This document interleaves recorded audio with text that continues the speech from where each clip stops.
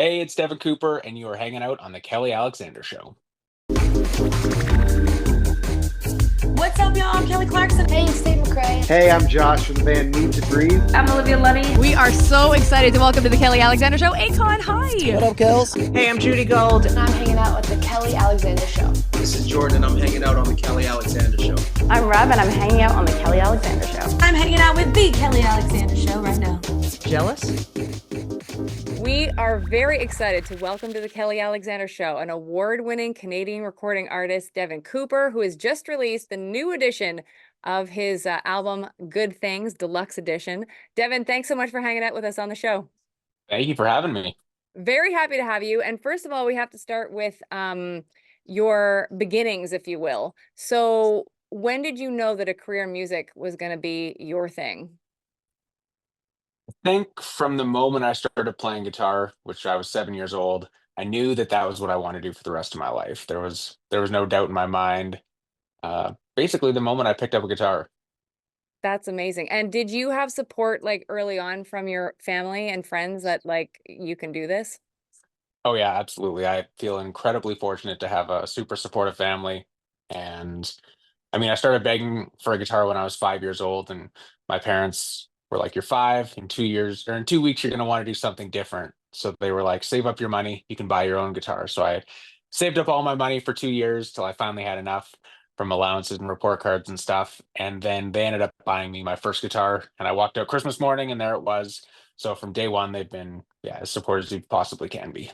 That's awesome. And do you play other instruments, or is guitar like your spirit situation, your spirit instrument? I can like kind of play other instruments. I play piano a little bit. I used to play drums in a band when I was in like high school and stuff, but I wouldn't say I'm proficient at them. That's all good. Talk to us about like I said, you said you knew as a kid that this is where you wanted to head. Um, was it challenging in school to like hold fast to that dream? Because I know a lot of times you're pushed to go be an accountant or go be a policeman or whatever. So was it hard to hold fast and strong? Well, I actually did go to college right after high school, but it was just something I wanted to do. It was a way to kind of get out of the small town and meet some new people. So I went to SAIT in Calgary for power engineering.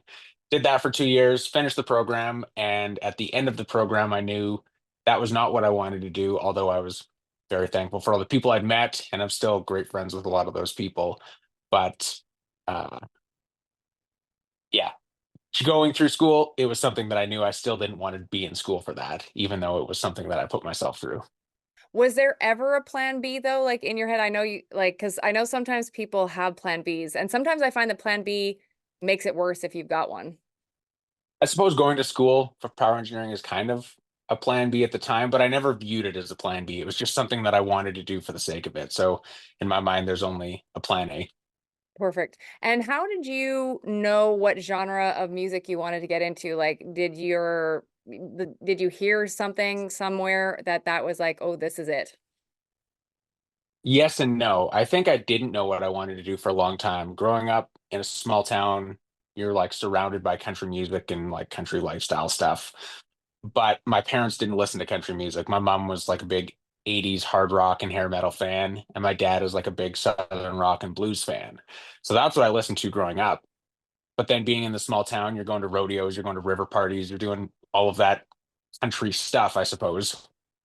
And when I started writing songs, I always wrote songs that like had a story and took you on some sort of journey.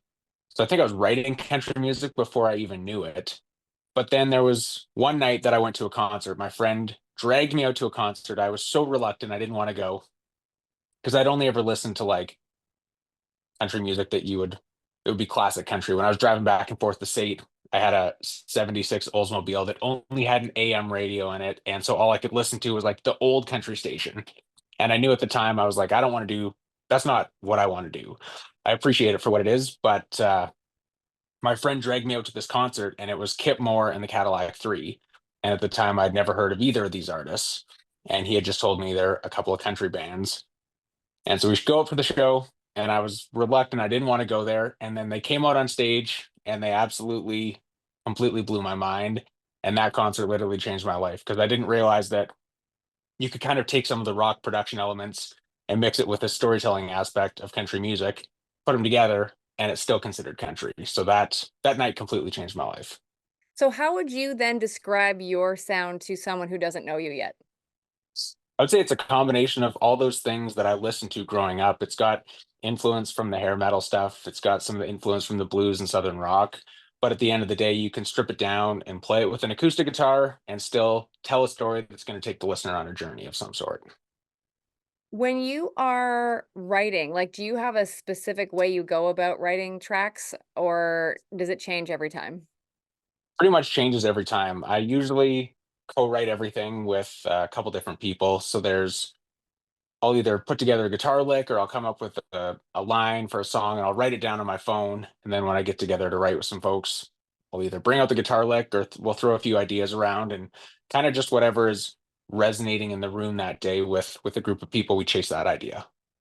Do you find too that, as you've been doing this for a while, that you have fully found your sound, or do you think it's going to continue to evolve a little bit as you keep going?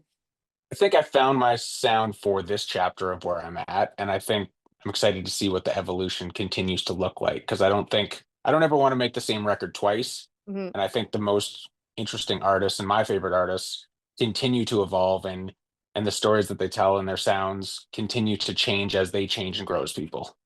Who are your favorite artists? Definitely one of them is Kip Moore. He's a huge number one for me, as well as Brothers Osborne, and then big Chris Stapleton fan, Cadillac 3. So kind of all those guys that are walking the line between country and rock and kind of paving their own path. Now, are you still based out of Calgary? Is that where you are? Yeah, I'm based out of Calgary. So when you are, because I was stalking your social media as I do before I Yeah. interview people, and I noticed that you've been to Nashville. So was there or is there a calling for you to move there at some point? I think I enjoy spending a lot of time there, going back and forth. I think I'd like to spend a little more time there, but I've got so much family here in Alberta, and that's a huge part of my life. And I don't want to completely separate from my Alberta location. When you are writing, and we're going to talk about the album in a moment, what are you writing about? Is it a lot of family stuff? Is it stuff that you witness just as a human? Like, what are you trying to get across to your fans and new fans?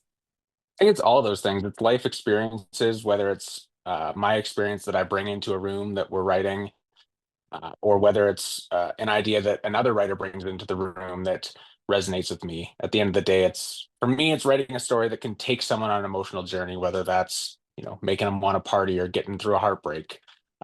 It's a lot of just kind of real life stuff that is going to be impactful to a group of listeners. Do you find that being in Calgary, Calgary seeps into your music? I think so. Calgary is a really cool scene. There's a ton of unbelievable musicians here. There's a ton of great studios, and I think it's kind of under the radar on the map in terms of everything that's happening here. I think in the next 5 to 10 years, we're going to see kind of a significant change of what's happening in here and kind of the culture and community that's being built and the people that we get to work with right here in the city. Um, so I think that there's definitely a huge impact that Calgary has on what I'm doing. You know what's interesting is I am a huge R&B fan. And so I've interviewed a lot of artists both in Canada and in the States. And it's funny because two artists that I really enjoy are from Calgary and they're R&B pop artists like Justine Okay. Tyrell and Yeah. and Jocelyn Alice.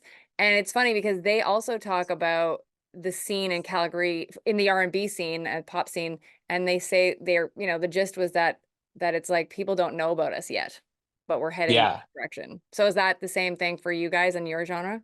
100%. I feel the same. And I mean, there's a lot of crossover even as well between like Justine and Jocelyn of the people who they work with that also like I work with in the country scene as well. It's a really tight knit community of a lot of people. And even though there's different genres and people doing different things, a lot of the foundation is kind of built by the same people. And did you ever feel a draw to go? I know we talked about Nashville, but even like to stay in Canada, like to maybe go to Vancouver, because I know that there's a lot happening there also. And even, of course, everybody always jumps to Toronto, even though as a Montrealer, I know we have a lot going on too. So Yeah. I haven't looked at Vancouver, Toronto. I haven't spent a ton of time in Vancouver. I've spent a fair bit of time in Toronto. I'll be back there in November again. And it's a fun city to be in.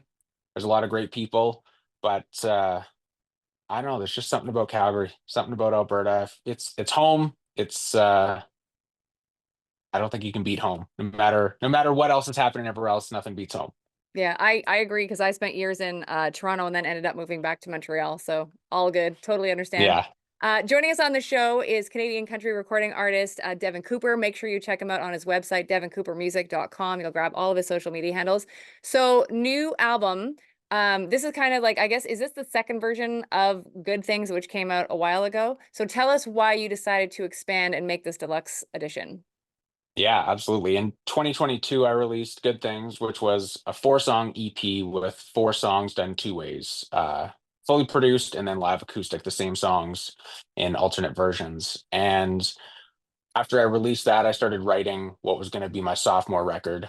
And as I was writing all of these songs, I was kind of looking at them and realized that they were still a continuation of that Good Things story, which was kind of all the life lessons and the ups and downs and the good and the bad and everything that I've kind of gone through and what I've learned up to this point in my life. And I realized that that story, the Good Things story, wasn't complete yet. And it would be doing a disservice to the story, a disservice to the art that I created already to not finish that chapter. So we recorded 7 more fully produced songs and 7 more live acoustic songs and put together the complete deluxe edition package, 22 songs now, 11 fully produced, 11 live acoustic. And now I feel happy I can put a bow on that. And that's like the complete chapter, my Good Things era, I suppose. Everyone's in their eras, Yeah. uh, era of space. So it's the Good Things era I can come to a close, and I'm happy with the story that I've been able to tell. And I'm looking forward to the next chapter as well now. Are you going to tour the record first or start on the new stuff? Definitely touring. The next kind of 12 months is basically just on the road. Going to be writing a ton and touring. That's what the main focus will be. So Have you found, I do want to go back to the album in just a sec, but have you found when you are out on the road that there are certain places that like have adopted you or really respond to you apart from hometown Calgary?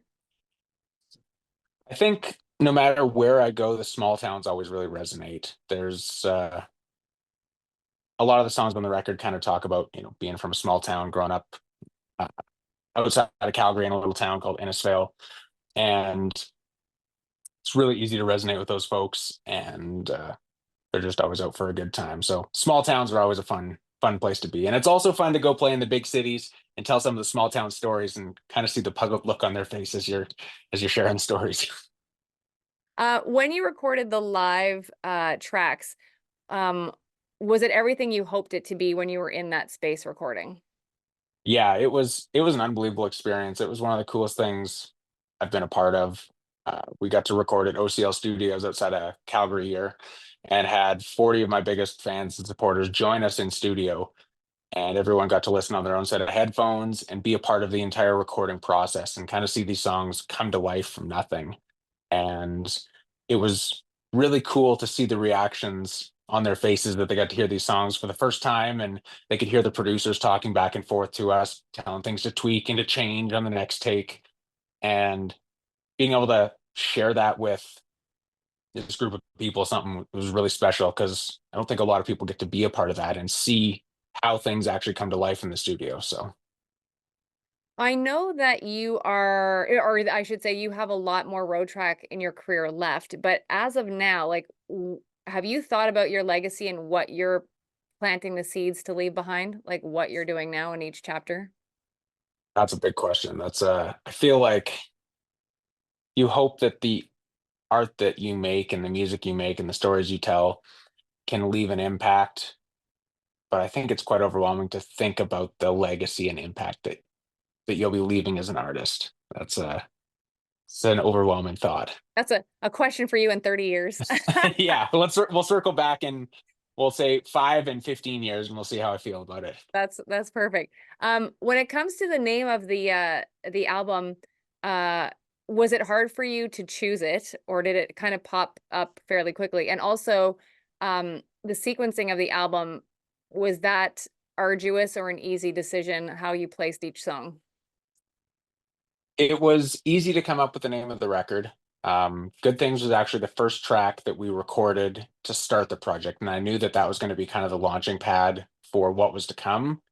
At the time, of course, when we recorded it, I didn't know it was going to turn into a deluxe edition with this many songs, but it just seemed fitting for what was going to be coming. And good things take time, and there was a lot of things going on in my life that were a lot of ups and downs, and it was a lot of perseverance of just take the time. It's going to work out. And it was almost like a grounding point for me to use that as kind of our platform. Um, in terms of ordering the record, we'd gone through kind of a few different orders. Myself and my producers, Spencer Cheen and Justin Cutting, had all kind of talked about the order, and we'd all put our own orders together and then kind of got together of what we thought. And they were actually quite similar in terms of how we thought that the record should go together. And we ended up going with Justin Cutting, one of my producers, and he's also my bass player and musical director. We went with his order that he had picked. It was just a little bit different than mine. And it's really interesting because if you listen to the record digitally, start to finish, you're listening to all 11 songs at once. And it kind of tells this complete story. And then when I got the album printed on vinyl, it's now split into two sides. And it was really interesting the first time I listened to it on vinyl because there's the first six songs and then the next five songs on the second half. And it almost is split into two different stories that could be looked at differently. So I think it's an interesting way that I realized afterwards how there's kind of multiple versions of the story depending on how you're listening to the record. What did it feel like to get your hands on that first vinyl copy?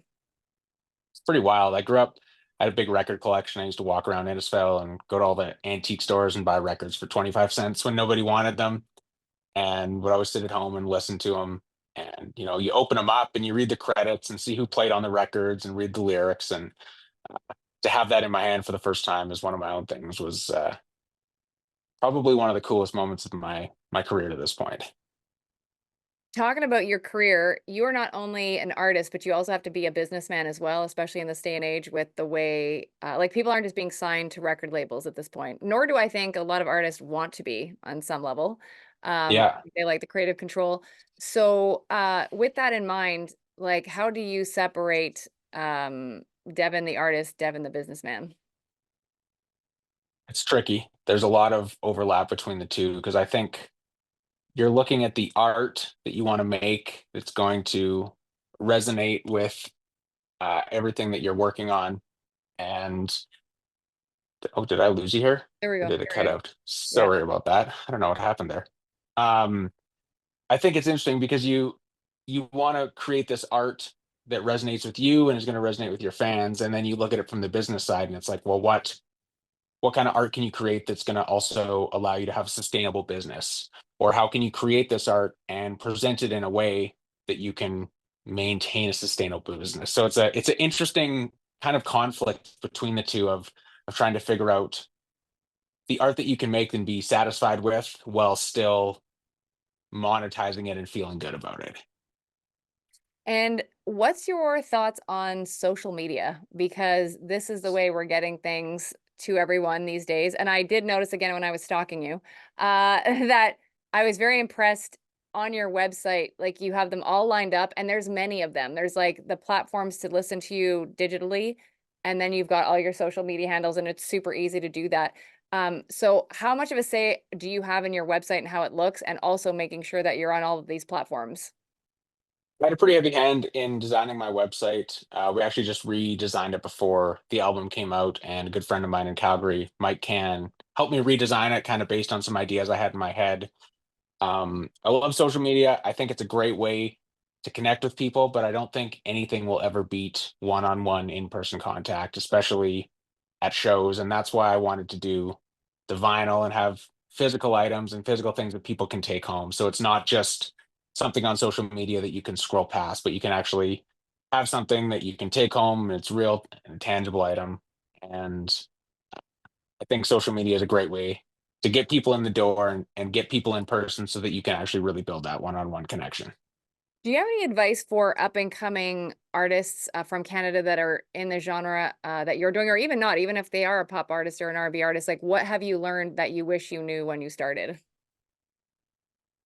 There's going to be a lot of people that try and tell you what to do and tell you that you should do this or don't do this and don't do this. And I think ultimately you have to focus on what is that you want to do and don't compromise your own values and your own feelings of what you want to do. And also enjoy the process because it's so easy to get caught up in trying to get to the next thing. And I think I learned that by doing the deluxe version of this record as well. Is we're always trying to chase the next thing and trying to get the next award and get the next song out and reach the next person instead of acknowledging what it is that we're actually making in the moment and being present while we're creating these things. And what would you like to say to someone who hasn't met you yet, like, or hasn't met your music yet? What do you want them to know about Devin Cooper? What do I want them to know about Devin Cooper? I think that I would like them to know that I write songs that I hope can resonate with you. They're not going to be for everybody, but for the people that they are for, I hope that we can meet. I hope that we can build that connection. And I hope that these songs can help you get through whatever it is you're going through.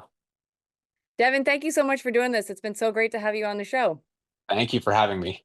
That is a Canadian, a recording artist, Devin Cooper. Don't forget to check out his website, devincoopermusic.com, for all of his social media handles, and make sure you get out there and support him. Hey, it's Kelly Alexander, and thank you so much for watching. Please make sure to subscribe to our YouTube channel, youtube.com/Kelly Alexander Show, so you are the first in line for all the cool content coming your way.